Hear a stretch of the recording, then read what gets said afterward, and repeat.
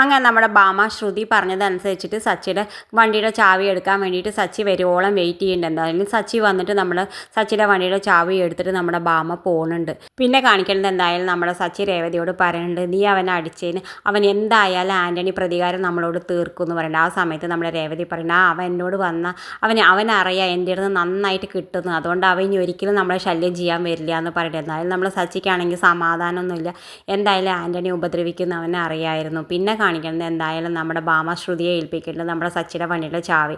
എന്തായാലും ശ്രുതി നേരെ പോയിട്ട് ഏൽപ്പിക്കുന്നത് നമ്മുടെ ആൻ്റണീൻ്റെ അടുത്ത്. ആൻ്റണി പറയുന്നുണ്ട്, ആ പണിക്കാരോട് പറയുന്നുണ്ട്, എന്തായാലും നമ്മുടെ സച്ചിയുടെ വണ്ടിയുടെ ബ്രേക്ക് മുഴുവനെ കളയാൻ പറയുന്നുണ്ട്, അവൻ ഒരു തരത്തിലും രക്ഷപ്പെടാൻ പാടില്ല എന്നൊക്കെ പറയുന്നുണ്ട്. എന്തായാലും ആൻ്റണി പറയുന്നതനുസരിച്ചിട്ട് ആ പണിക്കാർ ആ വണ്ടിയുടെ ബ്രേക്കൊക്കെ മുറിച്ചിട്ടിട്ട് അവർ ചാവി വേഗം വീടിൻ്റെ ഉള്ളിലേക്ക് എറിഞ്ഞിട്ട് പോകുന്നുണ്ട്. പിറ്റേ ദിവസം നമ്മുടെ സച്ചി ആണെങ്കിലോ വീട് മൊത്തം നമ്മുടെ വണ്ടിയുടെ ചാവി തരേണ്ട, എവിടെ കാണാനില്ല. അപ്പോഴേക്ക് രേവതി താഴ്ന്ന് പെറുക്കിയിട്ട് വന്നിട്ട് പറയുന്നുണ്ട്, സച്ചിയേട്ടതാ ചാവി എന്ന് പറയുന്നുണ്ട്. ഇതിപ്പോൾ എവിടുന്നാ കിട്ടിയ കണക്ക് ചോദിക്കുന്നുണ്ട്. സച്ചിയേട്ടൻ്റെ കയ്യിൽ നിന്ന് കൊഴിഞ്ഞാടി ഇതാ പിടിച്ചോളൂ പറയുന്നുണ്ട്. എന്തായാലും നമ്മുടെ സച്ചി ചാവി എടുത്തിട്ട് വണ്ടി സ്റ്റാർട്ട് ചെയ്തിട്ട് പോകുന്നുണ്ട്. ആ സമയത്ത് നമ്മുടെ രേവതിക്ക് എന്തൊക്കെയോ ഒരു സുഖമില്ലായ്മ തോന്നുന്നുണ്ട്. ആ സമയത്ത് നമ്മുടെ സച്ചിയോട് രേവതി പറയുന്നുണ്ട്, സച്ചിയേട്ടൻ ശ്രദ്ധിച്ച് ഓടിക്കണേ എന്നൊക്കെ പറയുന്നുണ്ട്. എന്തായാലും നമ്മുടെ സച്ചി ടാറ്റയൊക്കെ കാണിച്ചിട്ട് പോകുന്നുണ്ട്. സച്ചിയുടെ വണ്ടി പോകുന്നത് കാണുമ്പോൾ നമ്മുടെ ആൻ്റണിയുടെ ഗുഡകൾ പറയുന്നത്, അവൻ ഒറ്റയ്ക്കാണ് പോണത്, രേവതി കൂടിയും പോയിട്ടുണ്ടെങ്കിൽ രണ്ടാളും ഒരുമിച്ച് തന്നെ തീർന്നിരുന്നു എന്നൊക്കെ പറയുന്നുണ്ട്. എന്തായാലും നമ്മളെ സച്ചി ആണെങ്കിൽ കുറേ ദൂരം പോയി കഴിയുമ്പോൾ നമ്മുടെ ബ്രേക്ക് ആണെങ്കിൽ കിട്ടുന്നില്ല.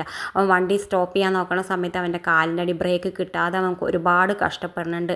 എന്തായാലും നമ്മുടെ സച്ചിക്ക് ഒരു ആപത്ത് കൂടാതെ രക്ഷപ്പെടും. ഇത് കാണിച്ചും കൊണ്ടാണ് ഇന്നത്തെ പ്രൊമോ അവസാനിക്കുന്നത്. ഇതുപോലെ പ്രൊമോ വിശേഷങ്ങൾ നിങ്ങളുടെ മുന്നിൽ എളുപ്പത്തിലെത്താൻ ഈ ചാനൽ ഒന്ന് സബ്സ്ക്രൈബ് ചെയ്യാൻ മറക്കരുതേ.